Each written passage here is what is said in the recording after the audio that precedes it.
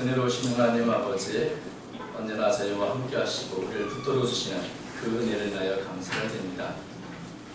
저희들은 연약하고 부족합니다. 불러두시면 쓰러질 수밖에 없사오니 주의 의로운 오른손으로 저를 붙들어 주시어서 주께서 주신 모든 사명을 잘 감당토록 도와주시며 세상에서는 빛과 수금의 별을 감당하는 저희가 되도록 인도해 주옵소서.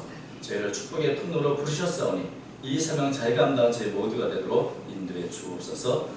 높이한 찬양을 통해 영원 돌리는 차원 찬들을 기억해 주시고 헌신한 그 마음과 또 모든 일들을 주께서 아시오니 크신 은혜로 갚아 주시옵소서. 또 부족한 정에 주의 말씀을 들고 섰습니다. 주께서 사용하여 주옵소서. 주 예수님의 이름으로 간절히 기도하옵나이다. 아멘. 우리가 참 살면서 많은 허점을 지니고 있습니다. 후회 없는 삶을 살아야 되는데 때로는 평생토록 후회할 일들이 생기기도 합니다. 사실 제가 어제 바로 그런 일이 있었습니다. 제가 선교사를 있을 때 굉장히 어려움을 겪은 적이 있었는데 저희가 현지에 있는 분들을 훈련시켜서 소수민족 지역으로 이렇게 파송을 여러 번을 했습니다. 그 중에 이제 5명을 한 교회에서 지원을 쭉 해왔는데 어느 날 갑자기 어떤 말미도 주지 않고 그 후원을 끊은 것이죠. 저는 그분들의 생활비를 보내야 할 책임 있는 사람으로서 너무나 당황했고 그렇다고 해서 제가 어떤 재정적인 여유가 없기 때문에 어떤 방법을 찾을 수가 없었습니다. 그리고 제가 또 남한테 아쉬운 소리 하지 못하는 타입이라 혼자 고민하다가 어쩔 수 없이 제가 알고 있는 한 분에게 전화했습니다. 간략하게 상황을 설명하고 다른 사람은 다 처리할 수 있는 2명이 지금 문제가 있는 2명을 좀 후회한다 그랬더니 그분이 이런 대답을 하더라고요. 제가 목사님의 부탁을 거절할 용기가 없어요. 거절해야 하는데 거절할 용기가 없어요. 그리고 이제 그분이 전화 한 통으로 몇 년 동안 이 2분의 생활들을 좀 후원해 주셨습니다. 그래서 저는 그분의 감사한 마음을 갖고 있는데 아시는 것처럼 상황이 복잡하고 저도 갑작스럽게 이렇게 한국에 나서 개척교회를 하게 되는데 개척교회를 하면서 사람들을 만나기가 굉장히 힘듭니다. 뭔가 도움을 요청하는 것 같아서 제가 개척교회를 하면서 이곳저곳 다니지를 못했습니다. 그래서 마음 감사한데 참 고맙다. 그때 너무나 힘든 과정인데 참 그때 힘이 되어줬다는 말씀을 꼭 드리고 싶었는데 이렇게 저렇게 하다 보니까 좀 나아지면 연락해야지 하다 보니 8년이 흘렀습니다. 어저께 벌써 이분이 작년 10월에 소천했다는 사실을 들은 것이죠. 저는 생각지 못하게 정말 평생 후회할 일이 생긴 겁니다. 참 좀 어려워도 먼저 찾아뵐 걸 하는 그런 생각이 지금도 듭니다. 살면서 후회스럽지 않게 삶을 살고 싶지만 때로는 평생 후회스러운 일들을 결정하기도 합니다. 성경을 보면 많은 믿음의 사람들도 사실 평생 후회할 일들을 저지를 그런 기록을 많이 볼 수 있습니다. 오늘 본문도 어쩌면 아브라함이 평생토록 후회했을 그런 사건이 기록되어 있습니다. 바로 하갈의 사건입니다. 하나님께서는 아브라함에게 아들을 주시겠다고 이렇게 여러 번 약속을 하셨지만 벌써 10년이 지났고 나이는 85세가 됐는데도 사례는 아이를 갖지 못했습니다. 그런데 이 아이를 갖지 못한 일이 아브라함보다도 사례가 더 마음이 더 조급해졌죠. 그래서 어떻게든 이 아브라함의 상속자를 이어주고 싶은 그런 마음, 미안한 마음, 여러 가지 이유 때문에 그래서 한 가지 방법을 생각한 것이 바로 자신의 몸종인 하갈을 아브라함에게 부인으로 주어서 하갈을 통해서 아들을 낳는 방법이었습니다. 본래 사례는 아주 좋은 뜻이었죠. 하갈을 아들을 낳으면 그 아들은 자신과 아브라함의 상속자가 될 것이고 참 좋은 일입니다. 또 하갈 자신에게도 이렇게 노예에 불과한 이 여종이 아브라함의 부인으로서 신분이 상승되는 것이니 사실 하갈에게도 그렇게 나쁜 일은 아니고 좋은 일이라고 생각했을 것입니다. 근데 사례는 저 아브라함 하나님께 전혀 묻지도 않고 순수한 인간적인 생각과 방법으로 이 일을 계획했던 것입니다. 그러다 보니 이 계획대로 잘 진행된 것 같았지만 결과는 예상과는 전혀 다른 결과를 낳게 됐습니다. 사례는 하갈을 그저 자신의 몸종으로 단순한 도구로 여겼습니다.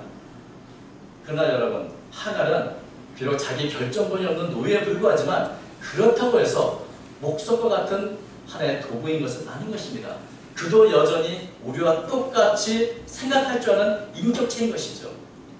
사람은 언제나 목적이 되어야 되지 수단이 되어서는 안 되는데, 사례는 이 하갈을 그저 자신의 유익을 이용할, 유익을 위한 하나의 도구로만 여겼던 것입니다.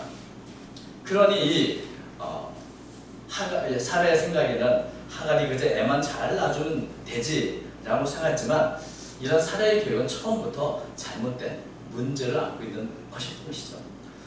당장 하갈이 아브라함의 부인이 되고 아이를 임신하게 되자 달라지기 시작했습니다. 하갈은 사라에게 자신의 신분을 상승시켜준 것에 대해서 고마워하기는커녕 자신의 여주인 사례를 무시하고 당신이 나오던 난 게 무엇이 있다, 무엇이 있는가 가볍게 여기고 우습게 여기기 시작했던 것입니다. 사례는 이런 하갈의 변화, 그리고 주인인 자신을 우습게 여기는 이런 모욕에 분노했고, 이 모든 것에 대한 책임을 아브라함에게 퍼부었습니다. 당신이 잘하지 못해서 그렇다. 사실 아브라함이 억울하죠. 사례의 말을 잘 듣고 또 사례의 계획대로 해줬다가 결국은 사례로부터 큰 분노만 이게 받게 됐습니다. 아브라함은 하갈과 이 사례 사이에서 중재자 역할을 하기보다는 전적으로 사례 편을 들어서 결국 하갈은 당신의 여종이고 노예에 불과하지 않다, 네 마음대로 했다, 이렇게 이런 결정을 내리게 되죠. 그래서 하갈은 그때부터 사례의 구박과 학대를 받게 됩니다. 그 구박이 너무 심하니 이제 하갈 역시 더 이상 견디지 못하겠다 생각하고 광야로 도망쳐버렸습니다.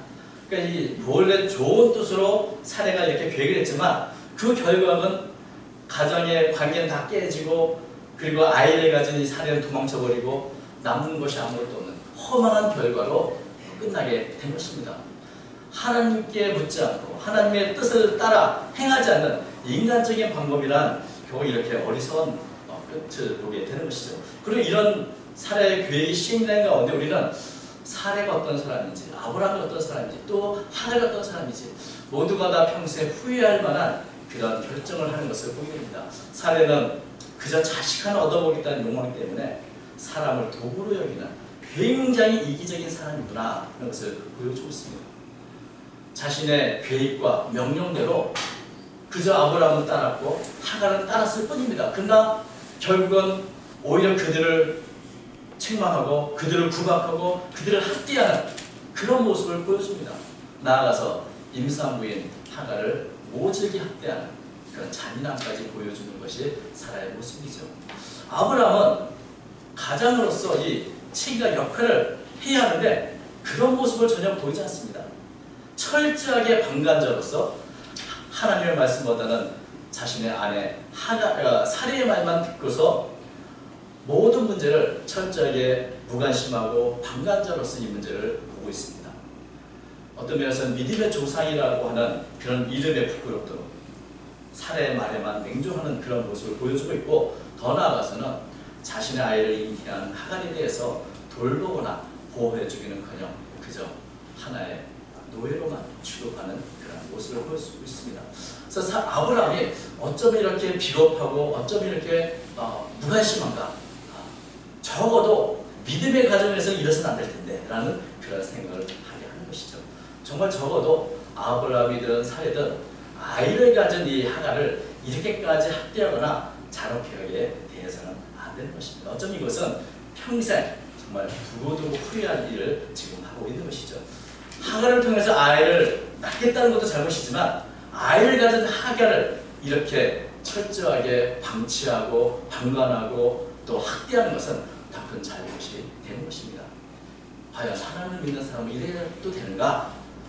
어쩌면 아브라함은 이것을 정말 후회했을 뿐입니다. 하갈도 마찬가지입니다.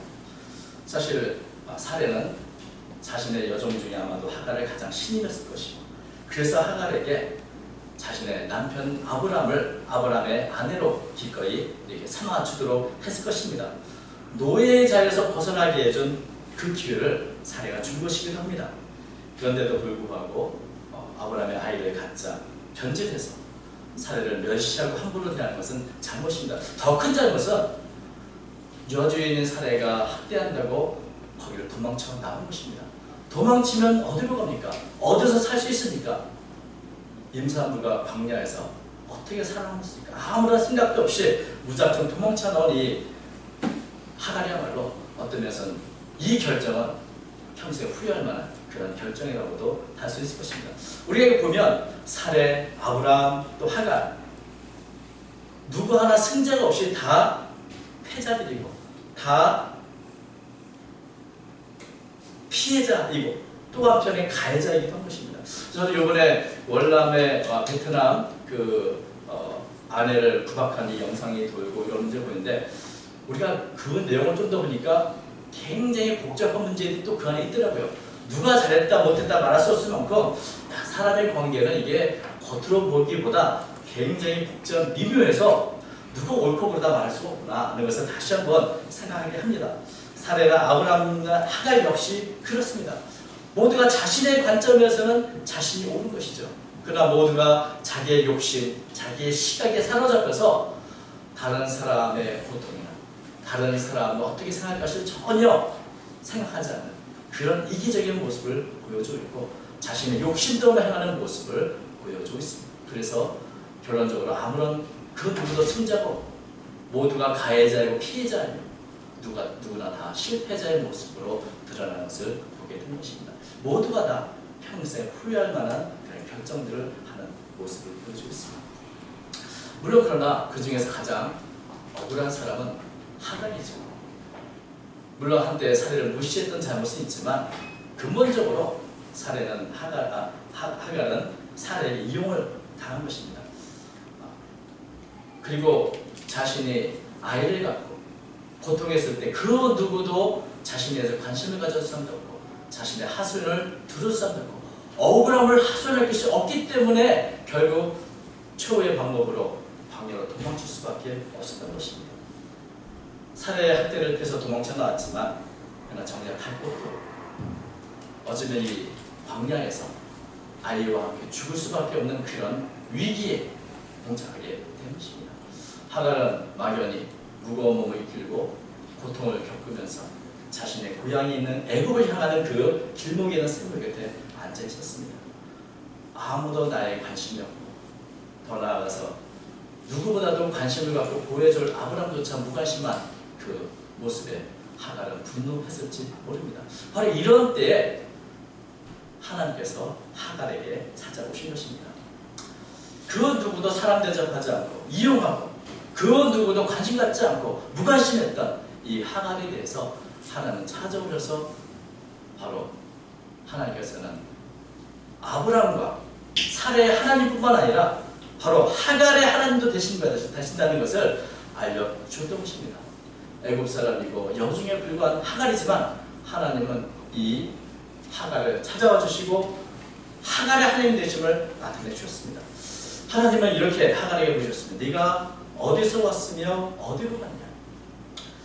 하나님께서 물으신 이 질문은 두 가지 질문입니다. 네가 과거 어디서부터 여기까지 왔는가? 과거와 현재를 묻는 거죠. 또 하나의 질문은 이제 네가 어디로 갔냐? 미래의 방향에 관한 문제입니다. 지금까지 살아왔던 삶을 돌아보고 이제 앞으로 어디 갔냐? 이 광야에서 네가 갖고 있는 계획이 무엇이고 너의 미래가 무엇인가? 네가 가는 그 길의 끝에 무엇이 있는가? 그것을 물어보신 것입니다. 우리가 살면서 사실 우리가 어디서 와서 어디로 가는가? 사실 이 질문은 우리 자신을 되돌아보게 하는 질문이기도 합니다.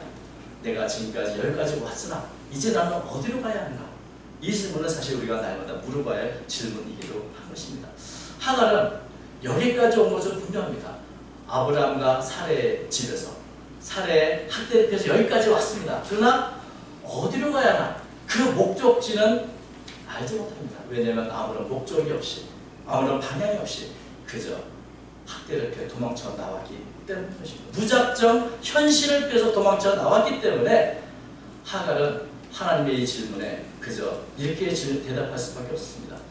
나는 내 여주인 사례를 피하여 도망하나이다. 하나님께서는 하갈에게 왜 여기 있느냐고 물으신 게 아니고 어디로 갈 것이냐고 물었습니다. 이 광야에서 네가 왜 이곳에 나와서 왜 방황하고 있는가? 어디로 갈 생각인가? 그저 현실을 피하고 도피해서 학대를 빼서 나오면 그만이 아니라 어디로 가야 할 것인데 방향이 없으면 안 된다는 것입니다. 그러나 하갈은 그저 나는 학대를 피해서 열심히 도망쳐 나왔을 뿐입니다. 어디로 가야 할지 알지 못합니다. 임산부가 홀로 광야에 도망쳐 나오는 것은 위험한 일이고 살아갈 길은 전혀 막막한 그런 모습 속에 있다는 것을 알려주신 것입니다. 이런 대책 없는 결정을 한 하갈에게 대해서 하나님은 삶의 방향을 다시 한번 일러줬습니다. 9절 여호와의 사자가 이르되 내 여주인에게 돌아와서 그 수하게 복종하라. 지금 기껏해서 이렇게 도망쳐 나왔는데 하나님께서는 다시 사라에게 돌아가라고 말합니다. 왜 그럴까요?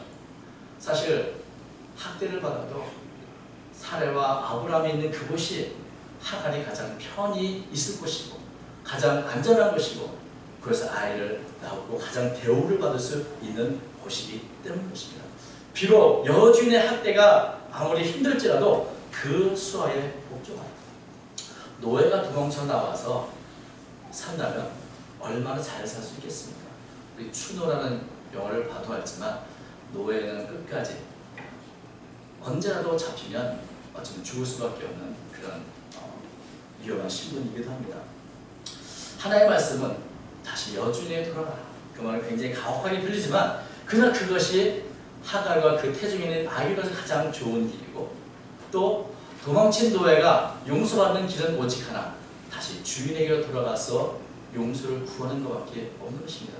힘들고 어려워도 하갈이 해야 할 일은 감당해야 할 일은 결국 여주인에게 돌아가서 그 수하에 복종하는 것이야말로 하갈 자신도 살고 그 복중에 있는 아이도 살 수 있는 가장 좋은 길인 것을 하나님은 알려주셨습니다. 돌아가라. 사라에게 돌아가서 그 수하에 복종하라. 그러나 앞으로의 삶은 달라질 것이다. 왜냐하면 내가 너를 축복할 것이기 때문에. 하나님께서는 하갈에게 그저 돌아가라고 말한 것이 아니라 미래에 대한 방향을 분명하게 알려주셨습니다. 여호와께서 또 그에게 내 씨를 내가 네 씨를 크게 번성하여 그 수가 많아 셀 수 없게 하리라. 네가 임신해서 아들을 낳으니 그 이름을 이스마엘이라. 이는 여호와께서 네 고통을 드셨습니다.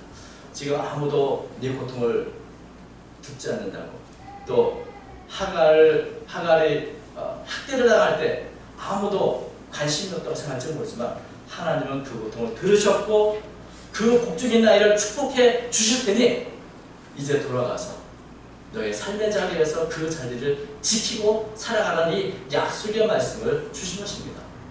지금까지는 아무도 나의 화선을 듣지 않는다 이런 생각 때문에 절망감 속에서 도망쳐 나왔다면 이제는 말씀을 붙잡고 돌아간다면 그 어려움과 학대를 견뎌낼 수 있는 꿈이 있는 것입니다. 이제는 내 아이가 축복을 받고 한 큰 민족을 이루고 무엇보다 하나님은 내 고통을 듣고 계신다.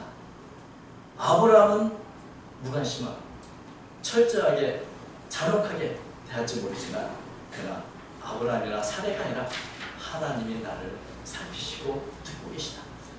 이것을 분명하게 말씀해 주신 것입니다. 그래서 이런 하나님의 말씀에 하갈은 감격했습니다. 하나님이 나를 살펴보고 계셨구나. 나의 고통을 듣고 계셨구나.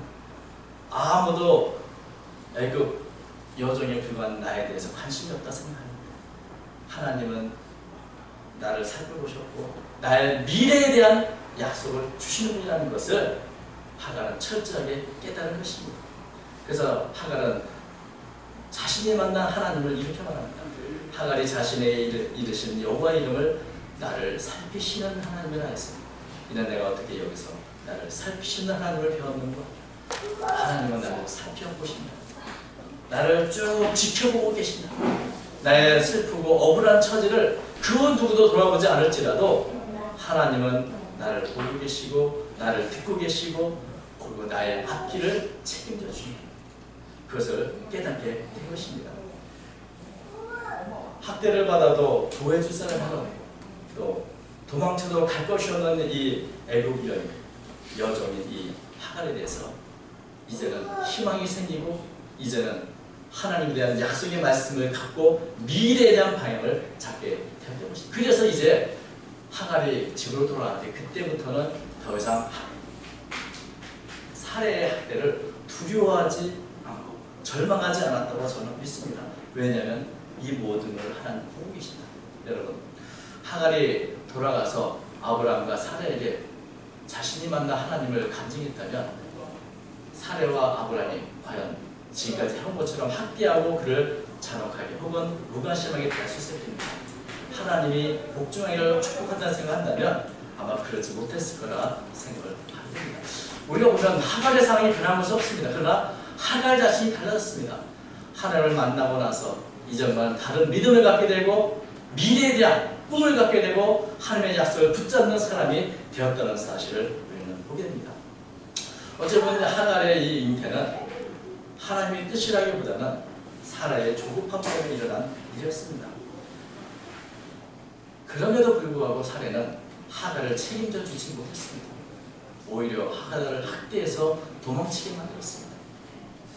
그렇지만 이 사라의 실수와 또 잘못된 결정에 대해서 하나님께서 이 모든 것을 책임져 주셔서 하갈을 잉태와 출산을 책임져 주시고 태중의 아이를 축복해 주셔서 어찌 보면 또 다른 하갈의 믿음의 사람으로 만들어가는 것을 보게 됩니다.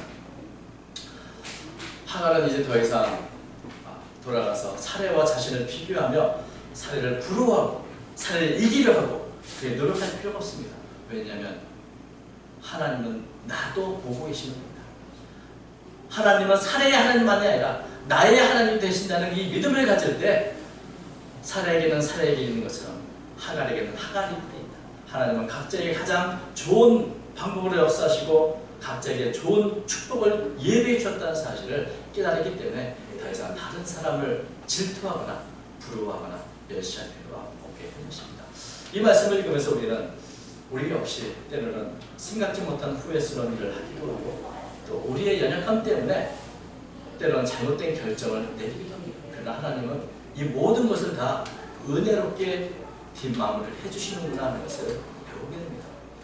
하갈의 이야기는 아브라함과 사레가 만든 이 흑역사를 하나님께서 얼마나 놀라운 섭리로 합력해서 섭리 이루셨는가 하는 것을 보여주고 있습니다. 우리 역시 늘 실수하고 허점이 많고 또 죄를 반복해서 짓는 우리지만 하나님 여전히 우리를 찾아와 주시고 잘못된 결정을 낼 때마다 그 결정까지도 합력해서 선을 이뤄 주시는 분이라는 사실을 알게 됩니다. 무엇보다도 하갈을 만나주신 하나님은 우리 만나주시고 우리를 살피시는 분이라는 사실을 다시 한번 알게 됩니다. 이사야서 40장 27절부터 31절 이 말씀은 우리가 한번 이번 주간 한번 여러분이 묵상하기를 바라는 그런 말씀입니다. 제가 공격해 드리겠습니다. 여호와 어찌하여 네가 말하며 이스라엘 네가 이르기를 내 길은 여호와께 숨겨졌으며 내 송사는 내 하나님에게서 벗어난다. 너는 알지 못하였느냐 듣지 못하였느냐. 영원하신 하나님 여호와 땅끝까지 창조하시는 피곤하지 않으시며 곤비하지 않으시며 명철이 한이 없으시며 피곤한 자에게는 능력을 주시며 무능한 자에게는 힘을 더하시나니 소년이라도 피곤하며 곤비하며 장정이라도 넘어지며 쓰러지되 오직 여호와를 앙망하는 자는 새 힘을 얻으리니 독수리가 나에게 집에 올라간 것 같을 것이요 다른 박질하여도 곤비하지 아니하겠고 걸어가도 피곤하지 아니하리로다. 하나님은 나의 고통을 알지 못한다. 나는 하나님께 숨겨진 사람인 것 같다고 생각할지라도 우리의 모든 사정과 상황을 하나님은 다 알고 계시고 살펴보시고 그런 우리에게 새 힘을 베풀어 주시는 분입니다. 언제나 하나님은 나를 보고 계시고 나의 고통에 귀를 기울이고 계시다. 여러분 이것을 늘 기억하시기를 바랍니다. 들에 들꽃 하나도 살피시고 입히시는 하나님께서 하물며 우리를 방문하고 계시고 무관심에 내버려 두시겠습니다. 언제나 우리를 살피시는 하나님을 바라보면서 우리의 믿음의 눈이 띄어져서 우리가 겪게 되는 삶의 현장에서 모든 어려움을 믿음으로 잘 극복하시는 그런 한 주간 되시기를 주의 이름으로 축원합니다. 기도하겠습니다. 거룩하신 하나님 아버지, 우리들이 연약하여서 때로는 평생 후회할 만한 여러 가지 잘못도 저지르고 실수도 저지릅니다. 그럼에도 불구하고 이것이 우리의 교훈이 되어 더 나은 모습으로 주께 더 가까이 가게 하신 것을 생각하며 감사를 드립니다. 아브라함과 사라의 실수를 통하여서도 하나님은 또 다른 민족을 예비하신 것처럼 또 그 민족을 사용하시는 것처럼 오늘도 우리 가운데 하나님의 놀라운 역사와 섭리하심 속에서 모든 것을 합력하여 선을 이루신 줄로 믿습니다. 우리의 실패와 실수를 통하여서 하나님은 더 좋은 역사로 이루신 것을 믿습니다. 주님, 우리의 실패와 실수를 통해서 교훈받게 하시고 다시 되풀이지 않도록 도와주시고 오직 믿음으로 주의 말씀을 붙잡고 나아가는 저희가 되도록 도와주옵소서. 언제나 살피시는 하나님 앞에 그 하나님 인하여 위로를 받게 하시고 힘을 얻는 저희가 되도록 도와주옵소서. 우리의 가는 길을 알지 못합니다. 우리의 가는 길을 그 방향을 정해주시고 주의 의로운 오른손을 붙들어 주시어서 올바른 방향으로 접해 나아가도록 저를 인도해 주옵소서. 우리의 미래를 주님께 맡겨드립니다. 주께 친히 우리의 걸음을 지도해 주옵소서. 함께 하실 줄 믿사오며 모든 것을 살아계신 예수님의 이름으로 간절히 기도하옵나이다. 아멘.